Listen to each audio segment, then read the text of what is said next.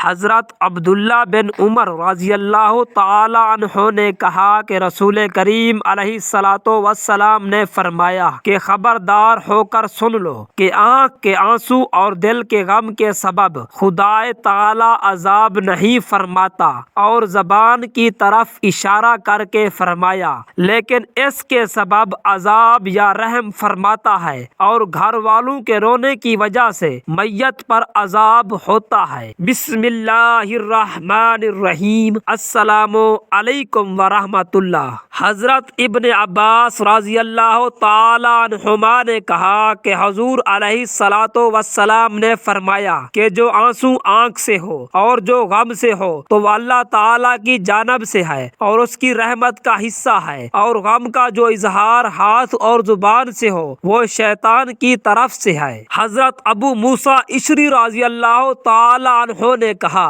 کہ رسول کریم علیہ الصلاۃ والسلام نے فرمایا کہ جب کسی مومن بندہ کا بیٹا مر جاتا ہے تو خدائے تعالی ملائکہ سے فرماتا ہے کہ تم نے میرے بندے کے بیٹے کی روح قبض کر لی؟ تو وہ عرض کرتے ہیں ہاں۔ پھر خدائے تعالی فرماتا ہے کہ تم نے اس کے دل کے میوہ کو توڑ لیا؟ تو وہ عرض کرتے ہیں ہاں۔ پھر خدائے تعالی فرماتا ہے اس مصیبت پر میرے بندے نے کیا کہا؟ تو فرشتے عرض کرتے ہیں کہ تیری تعریف کی اور انا للہ و انا الیہ راجعون پڑھا۔ تو خدائے تعالی فرماتا ہے کہ میرے اس بندے کے لیے جنت میں ایک گھر بناؤ اور اس کا نام بیت الحمد رکھو۔ حضرت معاذ بن جبل رضی اللہ تعالی عنہ نے کہا کہ حضور علیہ الصلاۃ والسلام نے فرمایا کہ جن دو مسلمان یعنی میاں بیوی کے 3 بچے مر جائیں تو خدائے تعالی ان دونوں کو اپنے فضل و رحمت سے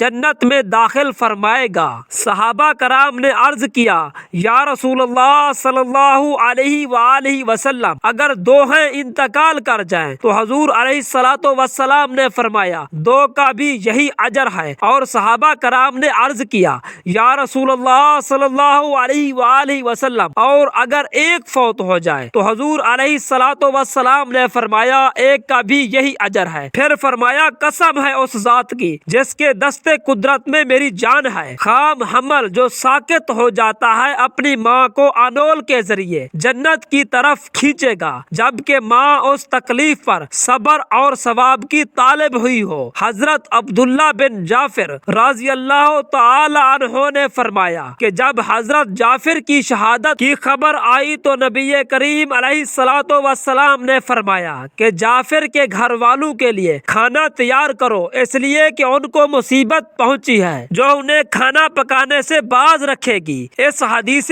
پاک کے تحت حضرت شیخ عبدالحق محدث دہلوی رحمۃ اللہ علیہ فرماتے ہیں کہ اس حدیث شریف سے ثابت ہوا کہ رشتہ داروں، پڑوسیوں اور دوستوں کو میت کے گھر پکا ہوا کھانا لانا مستحب ہے۔ نوحہ یعنی میت کے اوصاف مبالغہ کے ساتھ بیان کر کے آواز سے رونا جس کو جین کہتے ہیں بالاجماع حرام ہے۔ گریبان پھاڑنا، سر پر مٹی ڈالنا، ران پر ہاتھ مارنا اور سینہ کونا جاہلیت کے کام ہے، ناجائز اور گناہ ہے۔ آواز سے رونا منع ہے اور آواز بلند نہ ہو تو اس کی کوئی ممانعت نہیں۔ تعزیت مسنون ہے اور اس وقت موت سے 3 دن تک ہے، اس کے بعد مکروہ ہے، اور اگر کوئی موجود نہ تھا یا علم نہ تھا تو بعد میں حرج تھی۔ تعزیت میں یہ کہے کہ خدائے تعالی میت کی مغفرت فرمائے اور اس کو اپنی رحمت میں ڈھانکے اور تم کو صبر کی توفیق دے اور مصیبت پر ثواب عطا فرمائے،